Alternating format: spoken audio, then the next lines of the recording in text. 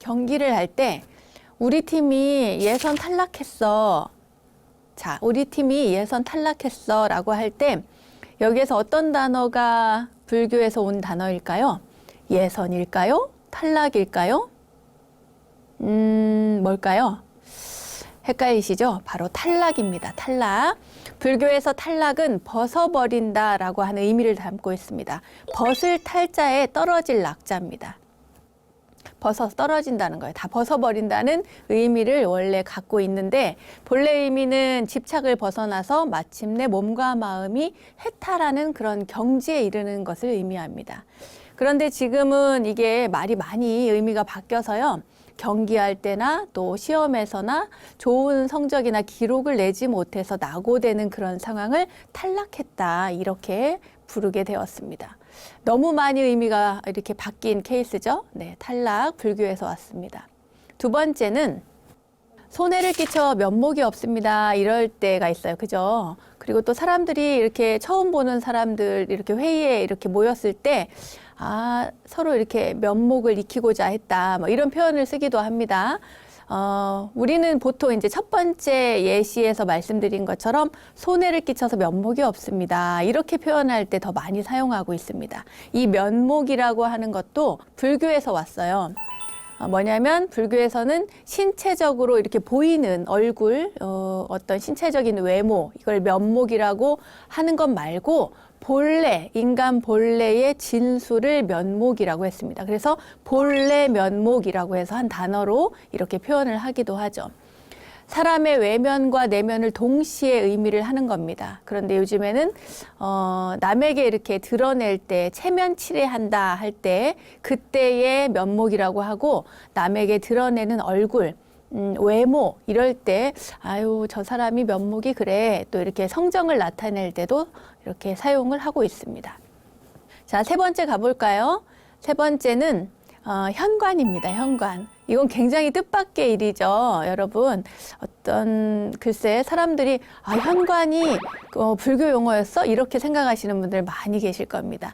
집의 입구를 말하는 이 현관이라는 단어가 사실은 불교에서 왔답니다. 여러분 굉장히 중요한 말이에요. 왜냐하면 원래 불교에서는 이 현관을 깊고 아주 묘한 이치에 통하는 관문이란 뜻이었어요. 그러니까 이제 참선을 하는 선종에서 주로 많이 사용을 했는데 깊고 오묘한 부처님의 가르침에 들어가기 시작한다 해서 그 거물 현자를 써요. 오묘하다라는 뜻을 품고 있는 거물 현자를 씁니다. 그러니까 부처님의 그 오묘한 가르침에 첫 발을 내딛는 첫 번째 관문을 바로 현관이라고 한 거예요. 아시겠죠? 부처님의 가르침을 익히고 배우려는 첫 번째 관문이 현관이었고, 그런데 그 현관이 이제 의미가 바뀌면서 지금은 전혀 다른 의미로 사용을 하고 있죠. 집안의 입구를 현관이라고 하니까.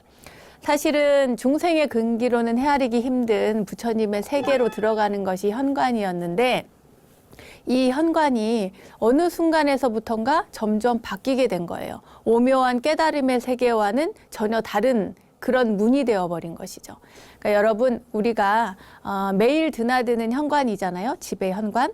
외출할 때도 현관을 통해서 밖으로 나가고 또 들어올 때도 현관을 통해서 집으로 들어오잖아요. 그럴 때마다 우리가 이게 부처님의 진리의 가르침을 들어갈 때 이 현관이라고 하는구나 하고 오늘 익히신 그것을 늘 생각하시면서 나갈 때도 내가 이 현관 밖으로 나가는구나. 나가서 잘 살고 돌아와야지. 들어올 때도 현관문을 이렇게 열고 들어올 때 내가 부처님의 진리의 세계로 들어가듯이 내 가정에 내 가족들에게 잘 대해주고 부처님의 진리의 말씀을 잊지 않는 그런 생활 태도를 가져야지 이렇게 생각하면서 드나들면 여러분은 다른 공부가 필요 없을 겁니다. 아시겠죠?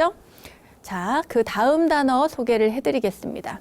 이것 또한 재밌는 단어인데요. 예를 먼저 들어보겠습니다. 저 사람은 너무 인상이 무서워서 건달 같아. 이런 말이 있어요. 그죠? 우리가 이렇게 또 다니다가 행실이 바르지 못하고 이렇게 껄렁껄렁하고 이러면 왜 이렇게 걸어? 건달같이 이렇게 말할 때가 있습니다. 이 건달 같다는 표현을 우리가 사용을 하는데 이 건달이라는 말은 불교의 건달바라는 말에서 유래가 되었습니다. 불교에요. 건달바라고 하는 수미산 남쪽 금강굴에 사는 하늘 신이 있었습니다. 이 신은 평소에 뭘 먹냐면 향기를 먹어요. 향. 우리가 부처님께 올리는 향이 있잖아요. 그 향내음을 먹고 그리고 하늘을 날아다니면서 노래를 하는 신입니다. 너무 노는 걸 좋아하는 신인 것 같은 그런 느낌이 드는데 되게 좋은 신이었어요. 그리고 이 건달바라고 하는 신은 또 다른 의미로 중요 상태, 그러니까 인간이 죽어서 다시 환생하기 전까지 그때의 상태를 중음신 또는 중요 상태라고 이야기를 하는데 그때를 우리가 건달이라고 말을 하기도 합니다. 그래서 이제 평소에 이렇게 아무 일도 안 하고 빈둥거리고 떠돌고 그리고 게으름 부리고 이러는 사람을 건달이라고 하는 이유가 이렇게 중음신처럼 중요 상태에서 떠돌아다니기 때문에 그렇게 말하는 이유도 있습니다. 빈털터리가 됐거나 가진 비천 없이 특별한 일도 없이 그냥 행패 부리고 남봉 부리고 돌아다니는 사람을 가리키는 말로 요즘에는 건달이란 단어를 사용하고 있지만 사실은 이렇게 떠도는 상태의 중요 상태의 존재에서 또 비롯된 말이라는 것을 기억을 하십시오. 네. 자, 그 다음에는 어떤 단어일까요? 이 단어는 아마 그래 이 단어는 불교에서 왔을 거야 라고 짐작을 하실 수 있는 그런 단어입니다. 예를 들면 이렇습니다.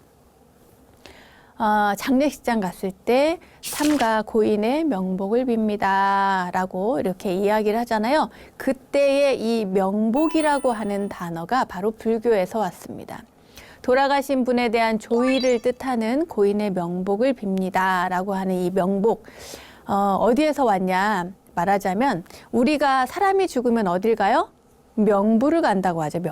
명부에 간다고 그래요. 그래서 명부에 갔을 때라도 복을 받으라고 해서 명부의 복을 받으십시오라고 해서 명복을 빕니다 라고 표현을 하게 된 겁니다. 그러니까 이제 사람 죽어서 명부에 갔을 때 누가 있어요? 보통은 염라대왕이 있다고 하죠. 염라대왕이 이렇게 심판을 하고 또 업경대에 비추어서 이 사람이 어떻게 살았나 살펴보고 그리고 나서 거기에 판단해서 이제 어디로 갈 것인지 이렇게 결단을 내려주는데 그때에도 복을 받아서 극락세계 좋은 곳으로 가십시오. 또 명복을 빕니다. 이렇게 표현을 하는 겁니다. 앞으로는 누군가가 돌아가셨을 때 삼가 고인의 명복을 빕니다 라고 이야기할 때에도 항상 어떤 의미인지 기억을 좀 하시고 그리고 그분이 극락세계에 왕생하기를 이 생에서 뿐만 아니라 돌아가신 다음에도 그 명부에서도 복을 받기를 그러는 마음을 가졌으면 좋겠습니다. 다음은 이 단어는 아마 아실 겁니다. 피난 가는 사람들이 잔뜩 몰린 한강 나루터는 그야말로 아수라장이었다. 시리아 전쟁터는 아수라장이었다. 아프가니스탄에서는 그야말로 사람들이 피난길에 오른 그 사람들이 아수라장이었다. 이런 표현들이 있습니다. 뉴스 보면 자주 등장하는 그런 표현들인데 이 아수라장이라고 하는 표현도 불교에서 왔습니다. 이 아수라장은요. 아수라 왕이 제석천과 싸운 마당을 가리키는 말이었대요. 처음에는. 그러니까 얼마나 파워가 세요. 아수라 왕도 파워가 세고 제석천도 파워가 세고 서로 싸웠으니까 얼마나 끔찍한 재난 현장이 되었겠습니까? 끔찍하게 흐트러진 그 현장을 지금 우리가 아수라장 이렇게 표현을 하는 거죠. 전쟁으로 인해서 아주 혼란 상태에 빠진 그런 곳을 이야기합니다. 조금 더 자세히 소개를 해드릴게요. 이 아수라라고 하는 단어는 산스크리트어로 보면 그대로 아수라입니다. 그런데 한문으로 보면 아는 없을 무자를 써서 무라고 하는 뜻이고요. 수라는 단정하다 할 때 그 단정입니다. 그러니까 무단정이라는 뜻이죠. 단정하지 않다는 뜻이에요. 아수라는. 그러니까 단정하지 않으면 뭐겠어요. 정리가 안 돼 있으니까 지저분하고 그것이 좀 더 확대되면 추악한 모습이고 너저분하고 혼란스럽고 점점 이렇게 확대가 되는 거죠.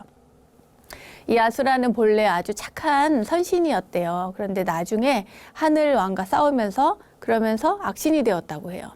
이 아수라는 증오심이 막 잔뜩 쌓여가지고 그래서 나중에는 점점 싸우기를 좋아해서 전쟁을 좋아하는 신이 되었다고 합니다. 그래서 전신이라고 불러요.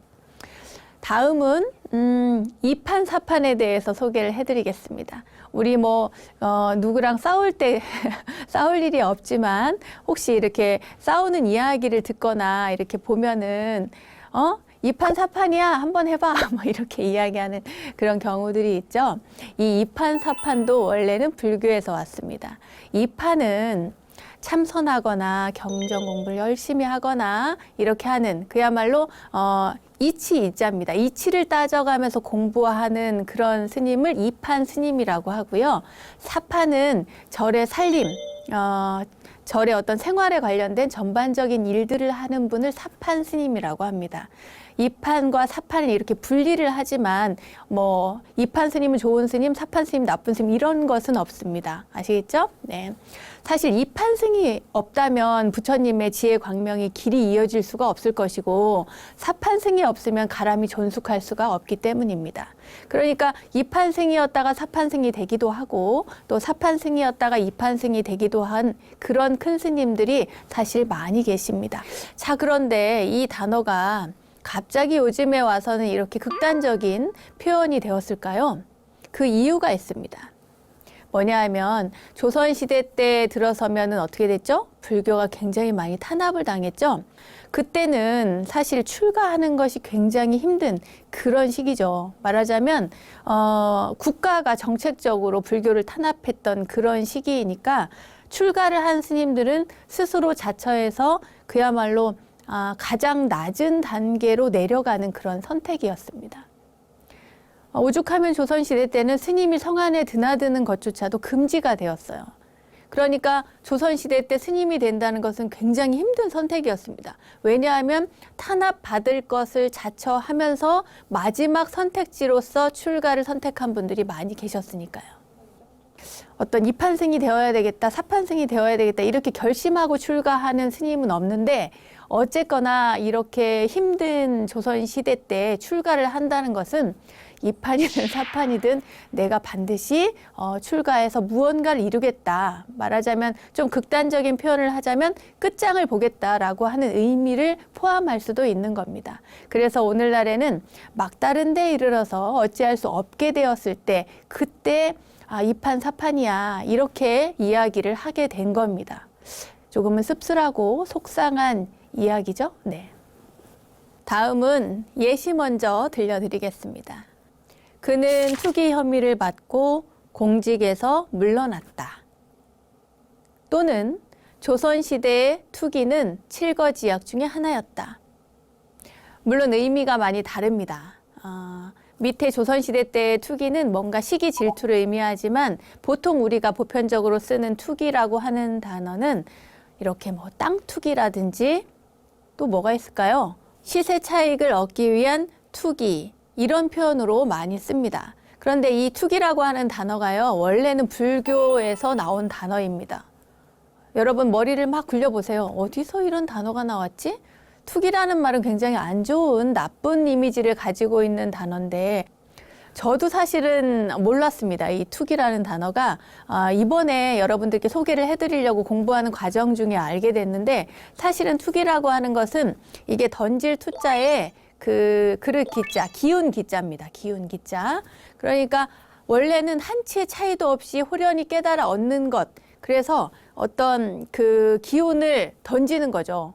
뭔가의 그 큰 기운을 던져. 그런데 이것이 누구에게 던지느냐? 스승이 제자에게 던지고 제자가 또 스승에게 던져서 이것이 탁 의기투합해서 맞아 떨어지는 겁니다. 너무 신기하죠? 그러니까 어떤 차이가 있는 것이 아닌 거예요. 조사 스님의 스승님의 기와 밑에 제자인 학인의 기가 서로 만나서 일치되는 상태를 투기라고 했던 겁니다. 여기에서 기라고 하는 것은 제가 아까 그 기운 기자를 쓴다고 했잖아요. 우리가 불교에서 용어를 사용할 때 저 사람은 근기가 수승해 이런 표현을 많이 씁니다. 저 사람은 상근기야. 저 사람은 하근기야. 이런 표현을 씁니다. 진리를 받아들일 수 있는 그릇이라는 표현으로도 여러분 생각을 하시면 되고요. 배운 진리를 깨달아서 수행할 수 있는 자질과 가능성, 이 가능성을 모두 기운 기자를 써서 근기라고 표현을 합니다.